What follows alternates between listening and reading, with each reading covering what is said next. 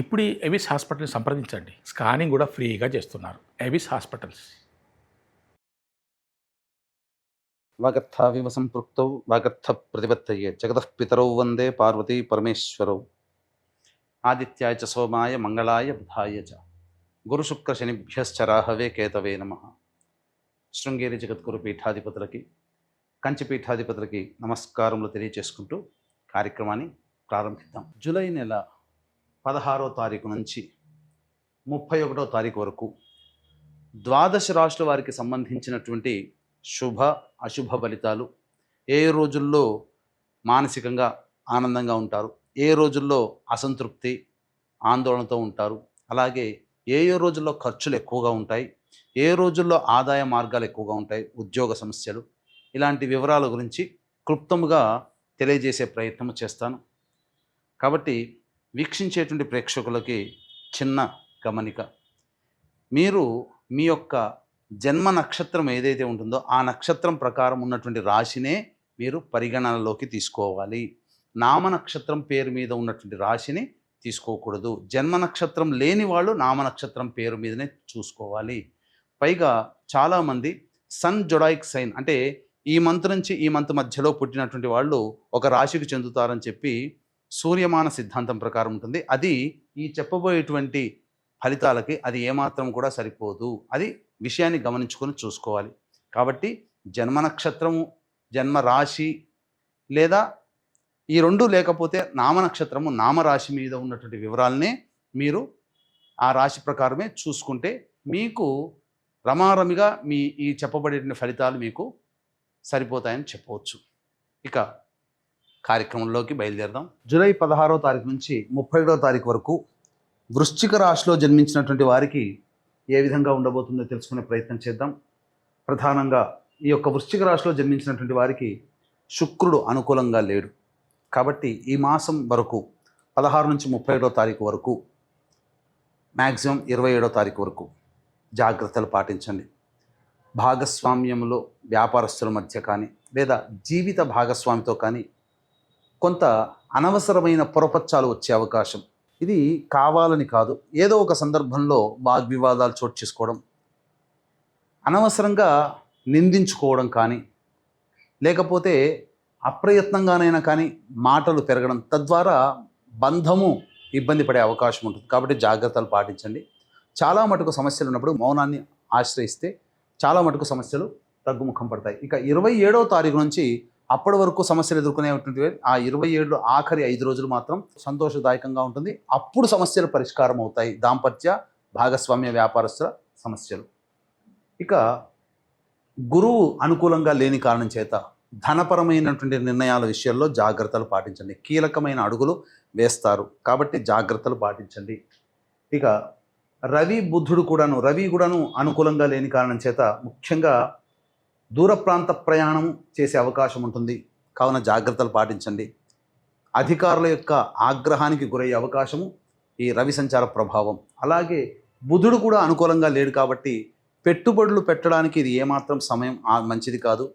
అలాగే ఈ సంబంధించినటువంటి ధనాన్ని అప్పుగా ఇవ్వడం కూడా మంచిది కాదని చెప్పవచ్చు. స్టాక్ మార్కెట్స్లో ఉన్న వాళ్ళు పెట్టుబడులు పెట్టకపోవడమే చాలా మేలు అనేటువంటి విషయం గమనించుకోవాలి.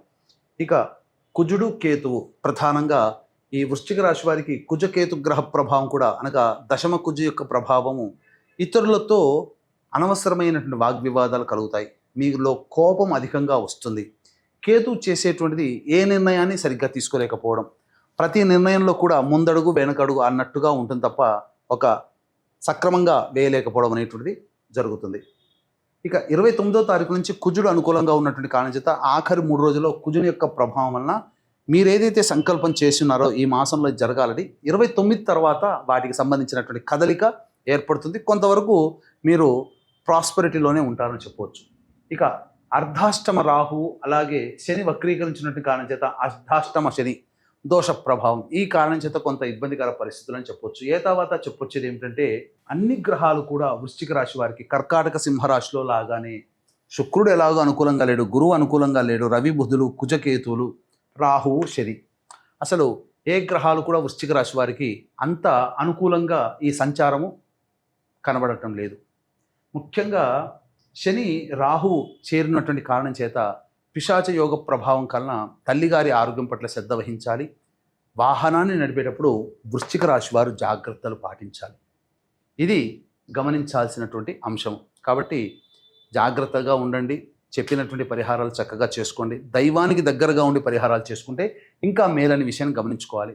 ఇక ఈ రాశిలో జన్మించినటువంటి మహిళలు ప్రధానంగా మీ గౌరవ మర్యాదలకి ఇబ్బంది కలిగే సంఘటనలు చోటు చేసుకుంటాయి. ఇప్పటి వరకు మిమ్మల్ని గౌరవంగా చూసినటువంటి వాళ్ళు చికాకుతో ఉండడం, మిమ్మల్ని ఈసడించుకోవడం కానీ, చిన్న చూపు చూడడం కానీ జరుగుతుంది. మనకు బాగా దగ్గర వాళ్ళులే అని చెప్పి డబ్బులు అప్పు ఇచ్చి ఉంటారు ఇదివరకు, కానీ ఆ డబ్బులు తిరిగి రాకుండా ఉండడం, బంధువులు మిత్రులే మోహం చాటేయడం, మీకు దూరంగా ఉండడం కాస్త మిమ్మల్ని బాధ పెడుతుంది. ఈ సమయంలో కాలం అనుకూలంగా లేదు కాబట్టి ఎవరికి వాగ్దాన రూపం కానీ డబ్బు రూపంలో కానీ అప్పు ఇవ్వకండి. జాగ్రత్తగా ఉండండి. ఇక ఈ రాశిలో జన్మించినటువంటి మహిళలకి ప్రధానంగా గర్భ సంబంధమైనటువంటి ధారణ సందర్భంగా మంచి శుభవార్త వింటారు. సంతానం కోసం ఎదురు చూసే వాళ్ళకి మంచి సంతానం కలుగుతుంది. ఇక ఈ రాశిలో జన్మించినటువంటి విద్యార్థినులకి కష్టతరంగా ఉంటుంది. కోరుకున్నటువంటి సంస్థలు లభించాలనంటే కాస్త ఎక్కువగా శ్రమ చేయాల్సినటువంటి పరిస్థితి. కాబట్టి దైవానుగ్రహాన్ని పొందే ప్రయత్నం చేయండి. ఇక వివాహ సంబంధమైనటువంటి విషయాల్లో జాగ్రత్తలు పాటించండి. ఆచితూచి స్పందించి నిర్ణయం తీసుకోండి. ఎందుకంటే భవిష్యత్ అంతా ఇప్పుడు సమయం అనుకూలంగా లేదు కాబట్టి భవిష్యత్తు యోగదాయకంగా ఉండాలి. కాబట్టి ఈ యొక్క నిర్ణయాలు తీసుకునేటప్పుడు పెద్దల సహాయ సహకారాలు తీసుకోండి. ఇక రోజువారీ దినచర్యల్లో భాగంగా 16వ తారీఖు నుంచి 31వ తారీఖు వరకు ఎలా ఉండబోతుందనే విషయం తెలుసుకున్నట్లయితే 16, 17 తేదీల్లో మీ ఆరోగ్యం పట్ల శ్రద్ధ వహించాల్సినటువంటి పరిస్థితి. ఇక వృధా కాలయాపన జరుగుతుంది. అనవసరమైన ఖర్చులు పెరుగుతాయి కాబట్టి జాగ్రత్తలు పాటించండి. 18, 19, 20, 21, 22 ఈ తేదీలలో ఇతరుల నుంచి రావాల్సినటువంటి సహాయ సహకారాలు లభించడం, తద్వారా మీకున్నటువంటి పనులను చక్కబెట్టుకుంటారు. విందులు వినోదాల్లో సంతోషంగా పాల్గొంటారు. ఖర్చుకు మించిన ఆదాయం లభించడం ఆనందదాయకంగా ఉంటుంది. అన్ని విధాలుగా శుభముగా ఉంటారని చెప్పవచ్చు.